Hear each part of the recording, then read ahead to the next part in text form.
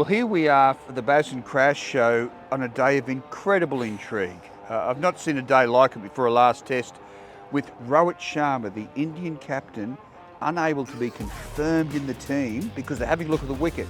Hang on a minute, he's an opening batsman. Where did that come from, Bharat Sundaresan? Welcome. Oh, thanks, Crash. And imagine the intrigue around the captain, whether he's going to play or not. The head coach was there doing the press conference, Gautam Gambhir, and you, with the wisdom and experience of everything you've done in your career, asked him a very valid question. He said, traditionally in Australia, it's the captain who does the press conference on the eve of a test. And he said, no, that's not tradition. I'm the head coach. The head coach is here.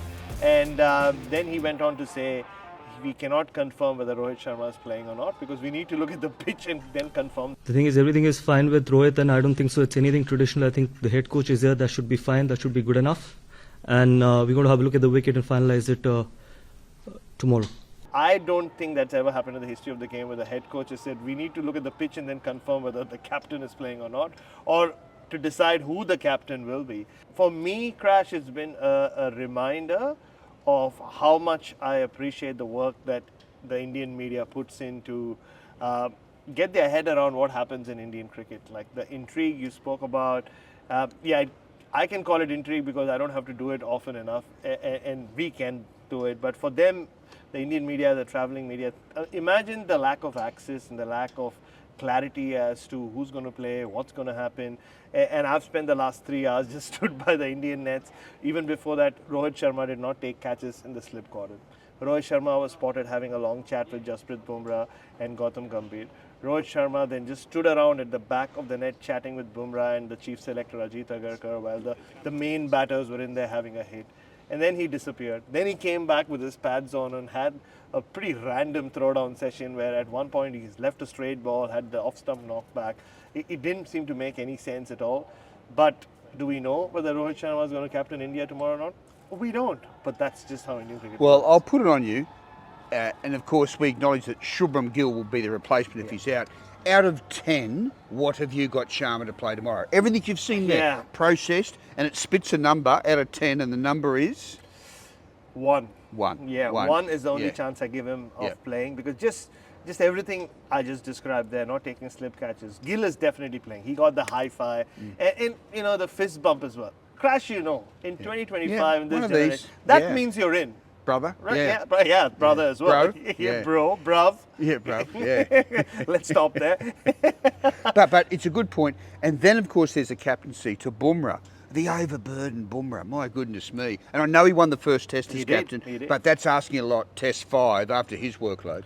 But just seeing how much he enjoyed captaincy, and we were there for the press conference that Bumrah did before the start of the Perth test, and he couldn't wait to get onto the field and wear the India blazer and be captain. Like, he was so excited about it, and he had a great time captaining India as well in that test match. One thing we know about Bumrah is he just loves doing what he does. So I don't think it'll be an added responsibility. Those were his words in Perth as well.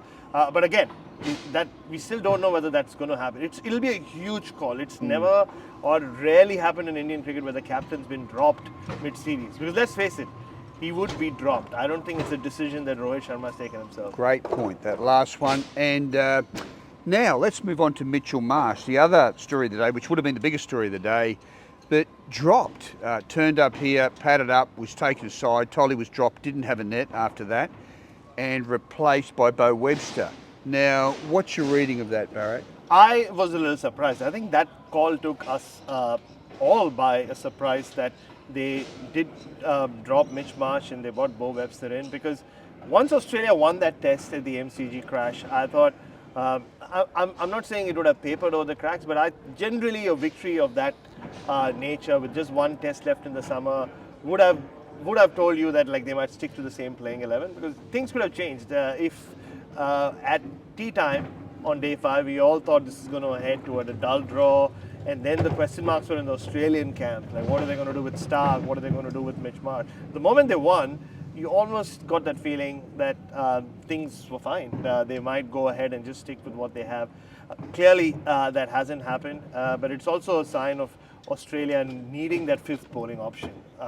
Mitchell Stark did go for scans a couple of days ago, and who knows, maybe it's a case of them not being sure of how much he can bowl, Yep. and the short turnaround as well. Very good point. And I believe we're seeing a subtle adjustment by our selectors. I think they're being a little bit more aggressive. We all thought Nathan McSweeney would stay. He went, and that was a very good selection, Sam Yep. Constas. And I think they're riding their luck. They're a little bit confident at the moment. So this is interesting. It's fascinating tomorrow with these new players. And just to finish off, Bo Webster. Tell the fans out there a couple of things they don't know about him and what are your expectations, because you've watched him in the nets, you've watched him in games. Two theories. One, that he's a real late bloomer and will do well. Yeah. Two, that he's just an okay Sheffield Shield player in the class up, step up may test him. Your theory, Barrow?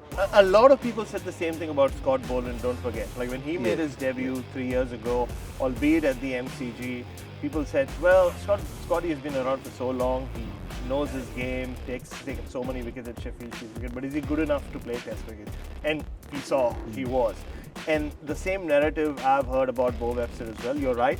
Till 2 seasons ago, I don't think he himself would have considered himself having a chance of donning the baggy green. White ball cricket, maybe.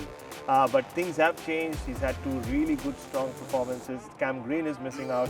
Everything's just fallen into place for Bo Webster to get his chance at Test cricket. And we'll find out. I think the proof will be in the pudding in the next 4 or 5 days. One thing we do know, he's a great slip fielder. You'll see him take some great catches. We've seen him do that in white ball cricket, red ball cricket.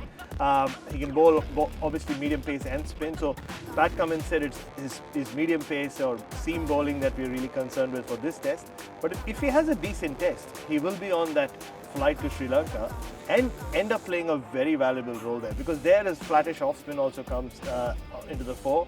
And we've seen it before in the series already. It's not going to be easy to make your test debut when you have Bumrah in the ranks. McSweeney found out, Constas found out, now Bo Webster will find out. Very good point. So we look forward to this test. It's going to be great. And I always love chatting to you in these little videos because I find out so much about the game I didn't previously know.